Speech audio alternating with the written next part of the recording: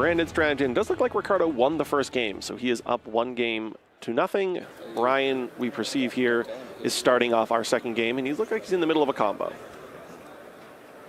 Mid combo, 5 cards. This is definitely turn 1. No disruptions from the hand has dropped down. Nothing in the graveyard from Ricardo. So we see here is a pretty typical board for the Fire King Snake Eye strategy. We have IP Masquerena in the Spell and Trap card zone, but we also have Flameurge in the monster zone, which allows IP to be special summoned during Ricardo's turn. We see that he brought back a Link Karibo to combine with his Sunlight Wolf. So we know that there's probably some fire monster in his hand, assuming that he activated the Sunlight Wolf's effect. He's now probably going to link these two away into either Heat Soul or Promethean Princess. Kind of depends what he's already used this turn.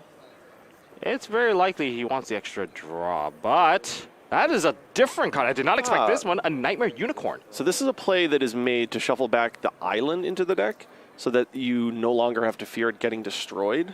Okay, so we're getting rid of the liability, since Island will only trigger if it's sent to the graveyard or gets banished. Yes, this is an interesting play. Sometimes if you have quite a few extenders, you can make this play to play around the potential of a Cosmic Cyclone.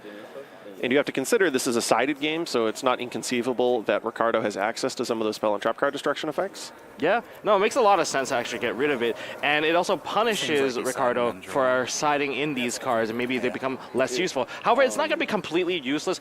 Even Cosmic Cycling on that IP Masquerena will cut down the line of maybe running into an SP Little Knight or an Appaloosa following up.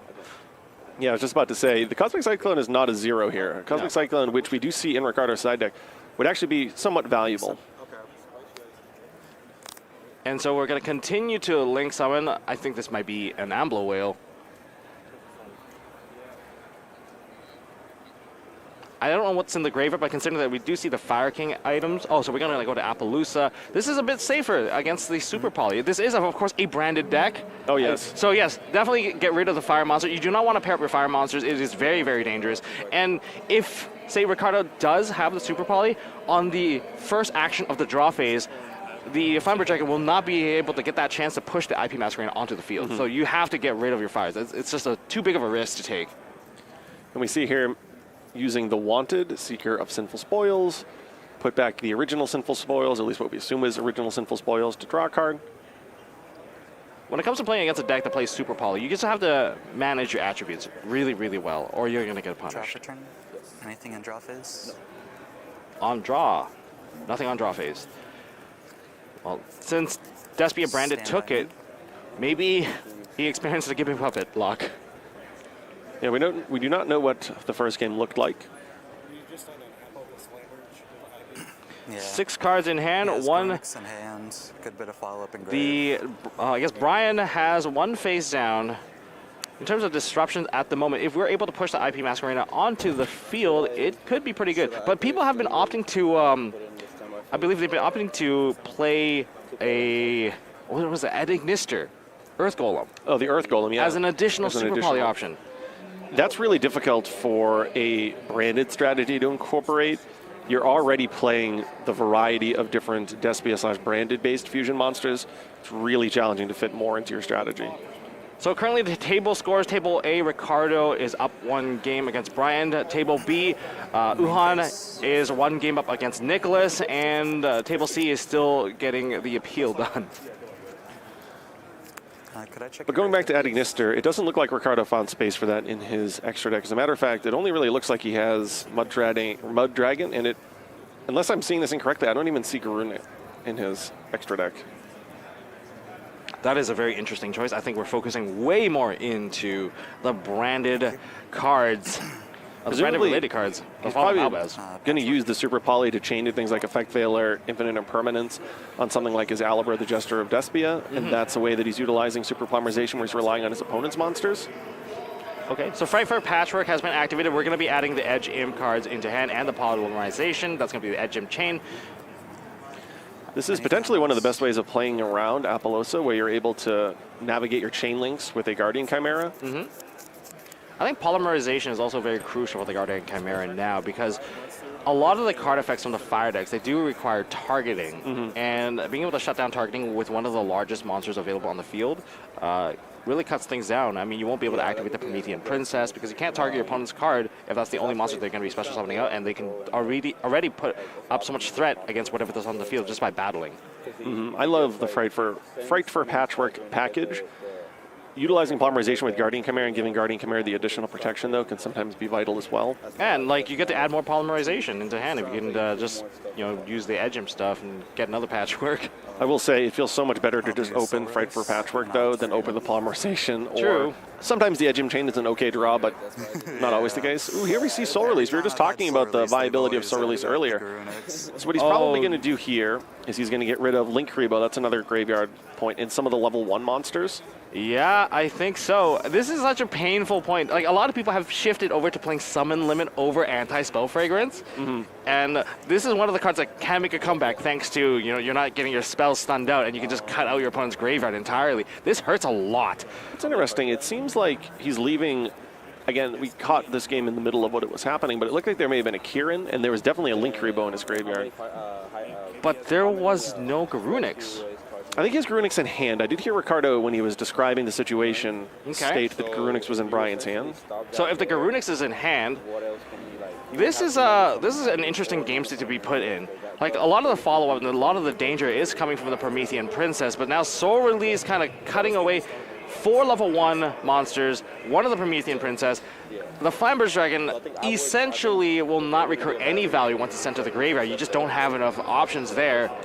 I'm curious, I would need to see the full graveyard again, whether or not he could have left a level 1 in the graveyard. He did leave 1, I believe. Is there 1 in there? Because obviously Flamberge needs 2 targets. Well, it doesn't target. It needs two options. Yeah, 2 options, the best way of putting it. It needs 2 options, but he would also be able to play around Flamberge by leaving just 1 single level 1 in the graveyard. And then therefore be able to maybe take out the Link Rebo or the Kieran. But they did take away a lot of high-value monsters, taking away all the Poplars. The Eponyx is also gone. I think the Ash is also gone as well. Yeah, it looked like he lost both of his Poplars. Now, of course, if he still has access to Oak, he can still recur those back into rotation. Yeah. Well then, the key interactions left here would be from the IP Masquerade. I think IP Masquerade at this point is only going to focus on getting perhaps SP Little Knight. This is the hand. I have a play. I can do this. And I guess they're having a little consulting moment with their teammates. Yeah, that's part of the whole Team YCS experience. Yeah, it's one of the advantages. Sometimes you don't mind getting a second opinion about a situation, and as long as it doesn't deter from our ability to play through the 45 minutes that we have, it's really a great opportunity to do that. But, you still have to do it in a timely manner where you're not just talking to your teammate the entire time and ignoring your opponent. No, absolutely. This still gives you some time to think about. That's why you have to, time management is also part of, being in that hot seat. But looking at the current field, 1 face down, limited interaction. That's a 2-material Appaloosa at 1,600 attack points, so that has about 2 negations under it. I'll activate Foolish. And we went for a Foolish Burial. Looks like he has a copy of Called by the Grave in his hand, too. Oh, that's going to feel really, really good once you start putting interactions in the grave and you're just like, oh, Called by the Grave.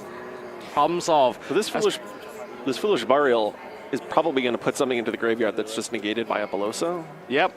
Unless he's going to maybe put something like Fallen of Albaz into the graveyard to combine with a Branded in red. Yeah, that would be a great way to kind of clear off the board. Summons it. Alert at your graveyard. I got a question. So, what do you think that he's actually trying to attempt to do here? What if we need to bait out additional cards through the Appaloosa? Like, you need to play through it. Maybe you have to throw additional monsters out there. Now, most of these cards are once per turn. Okay. I mean, you can put a Serenade in there. Let it be negated. That's true, but what's the point of putting Serenade in there if it's just going to get negated? That's what I'm trying to think. Tragedy is basically an automatic negation. Yep. Serenade, you could probably just let Serenade. Would you just let it go? No, you probably negate Serenade. So you probably negate Serenade. Maybe Lubellion would be one that's a valuable one just to put into the graveyard for the sake of having it into the graveyard. And then obviously cards like Artesia can eventually be useful. Yeah. Maybe even the Shrouded Dragon. The Shrouded Dragon. Yeah, if you're a Shrouded Dragon, there's a cost to put it back into the bottom of the deck, and then you would put an actual card that you really want into the graveyard. If the Shrouded Dragon probably would be the way to bypass if we were playing into, say, like a Fusion Duplication. I'm not sure if that's the card that you keep in post side. It's risky because it is a trap card after all. Very risky to put that card in your main deck in games 2 or 3 if you have to go second, which of course that was the assumption here after winning the first game for Ricardo.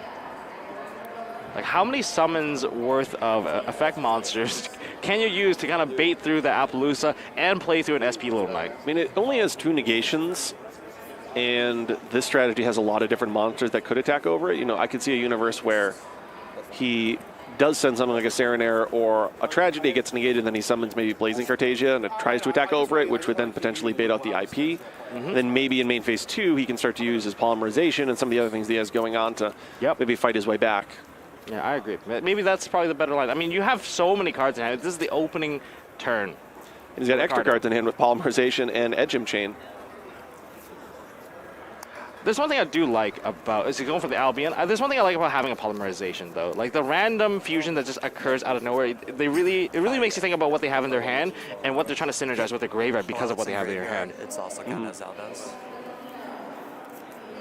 Special Cartesia, since Zaldaz is engraved. Oh, here's a great interaction that he's able to special summon this Blazing Cartasia because Albion, the Shrouded Dragon's in the graveyard, and this will allow him to save his normal summon potentially for an Alibur later on.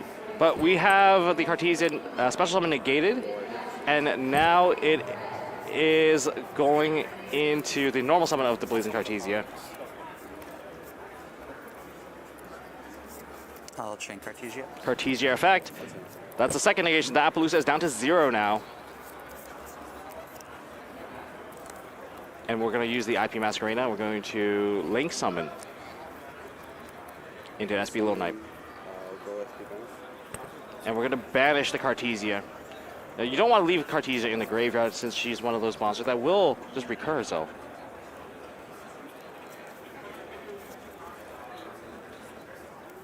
I mean, you banish 5 of my cards, I'll banish 1 of yours, and a little bit of trading there. So now the Blazing Cartasia has been banished. The normal summon has been used. Negations are all burned. I think there's still, of course, the SP interaction of if you activate a card effect, you know, you can do a little bit of a double exchange or banish 2 of the monsters. But Ricardo's going to set 1, set 2, and pass back. Okay, that was unfortunate there for Ricardo.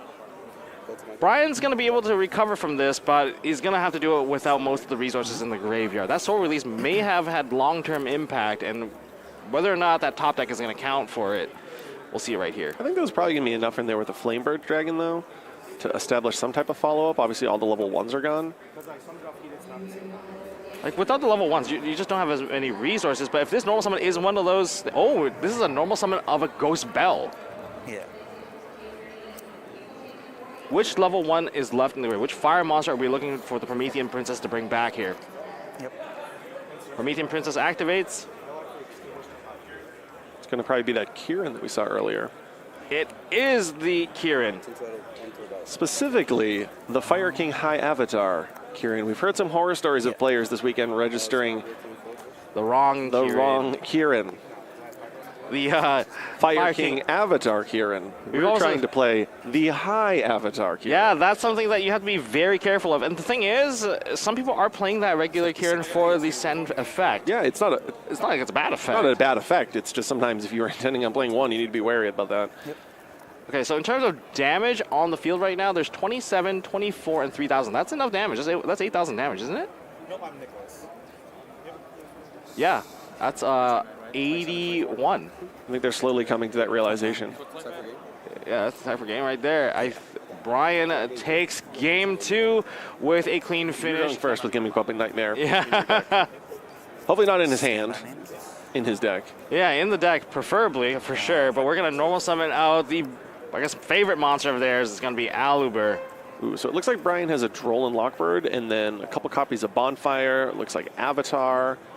I don't know if that's enough to actually stop Branded. I don't think historically, Drone Lockbird has not been very good against that deck. Most of the stuff, sure, maybe on the first ad, but if you add Branded Fusion, nothing really matters at that point. No, maybe when Branded decks originally came out, where you would use Branded Fusion to send Despia and Tragedy, could be a little bit inconvenient if you started with Alibur, because obviously then you don't get the Tragedy search. And then maybe if you started with Frightwork Patchwork, but in both of those situations, Droll might be pretty solid. Alibur, though? No. Not nearly. No, nowhere close. And I don't fault Brian for having Droll in his deck necessarily after seeing the Fright for Patchwork package. It's really one of the main reasons not to play the Patchwork package is the existence of Droll and Lockbird, because there's nothing worse than having to decide between Patchwork and something like Aliber. Yeah, and there's the drone lock. We're coming down after the addition Activate lost. of, is it a loss or a brand of fusion?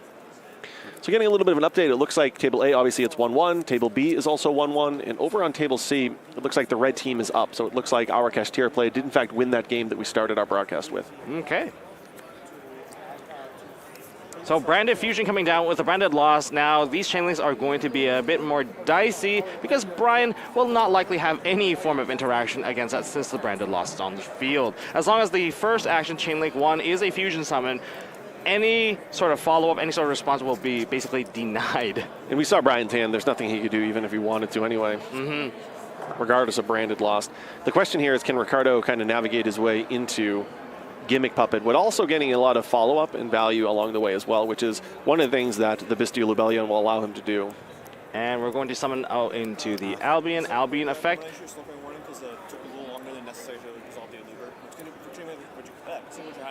And we're going to see the Albion trying to resolve. They're having a little bit of a team discussion. No. So it looks like they're just trying to quicken things up here. There's 13 minutes left on the clock, which is a reasonable amount of time, but they were talking about the resolution of the Aliber effect. Yeah, there may have been a slow play issue just now. With that being said, though, it looks like Albion is going to banish the Aliber from the field and the Fallen of Albaz in order to summon Lubellion. Yep. Now the Lubellion is going to allow him to discard. Looks like Edgem Chain. Rebellion effect. Oh, well, you're not going to be able to get anything from that Edgem Chain thanks to the Drone Lockbird. However, we're going to put back a couple of cards here. And again, once again, the score updates. Table A, 1 game apiece. Table B, 1 game apiece. And Table C, Adam is up 1 game. So we see here he decides to go into Mirror Jade, and now he's going to send the Albion to the graveyard in order to put the Despia Lubellion onto the field. Unfortunately, with Branded and Lost, he's probably not going to have another target in his deck. Typically, decks are not electing to play Branded Beast. But it's still a nice monster to have on the field. And luckily, even though you're under Drone Lockbird, Albion in the end phase can still set the card directly onto the field. He also Actually, didn't during use end his phase. Branded Lost effect with the Albion, Yep. like to search. I can't. Oh, yes, true. Can't. True. We're under draw. We're under draw, yeah. Is he going to get that set? We got normal summon out Arvada. Yeah, it was a hand for sure. Asked you, I mean, right now, the only disruption that's truly live is the Mirror Jade. Yeah. But the Mirror Jade now is being oppressed by the Arvada, and now the Bonfire that gets to be activated, quite freely to get to the Poplar. Poplar effect summon onto the field. targeting Poplar. Okay, yep. One and Poplar is going to attempt to add a card. I believe we were just searching the card right now, and that's going to be Original. Original has been played time and time again. Such a strong card. And we are link summoning using the Poplar Not good. into Probably, Link yep. Karibo. Link Karibo. Yeah. Think on Rose. And Poplar effect now putting itself into the spawn trap zone. So now we'll probably see Original coming down relatively soon.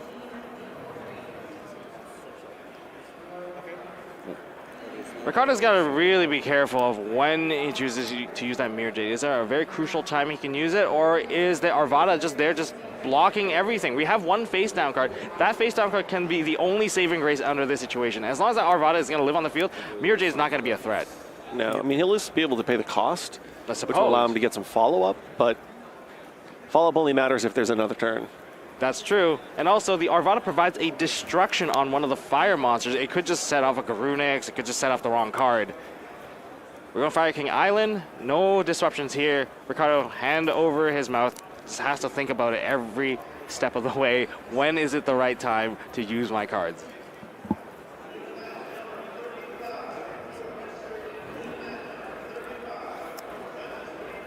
Okay, we're So going he's to linking link. away. Maybe Dark Charmer?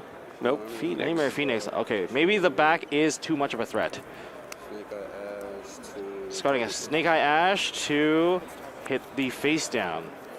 Targeting the face down to destroy with Nightmare Phoenix. This will reveal everything for Brian. Yeah, this... Is it a branded in red? No, it's a Retribution. Retribution.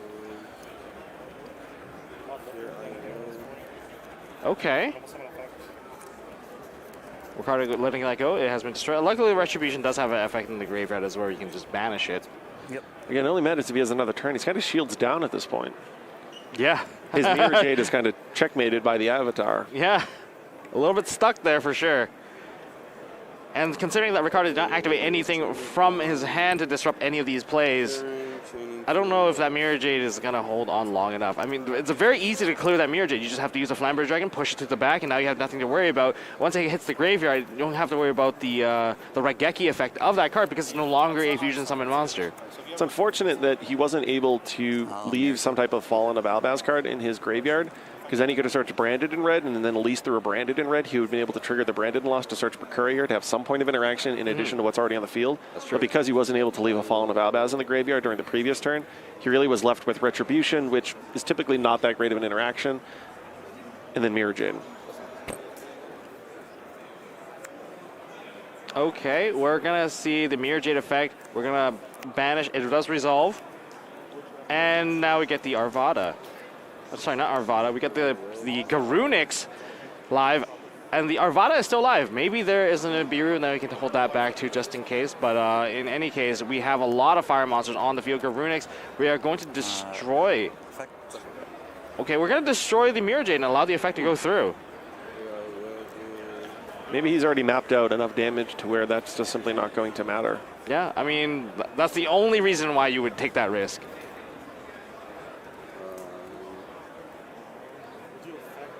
Now, there is a Snake Eye Ash in the graveyard. You could typically just revive that with the Promethean Princess. That will give you access to your Flamberge. Everything, I think, is available typically here because you can also send away the Sanctuary for the cost for the Ash. I think we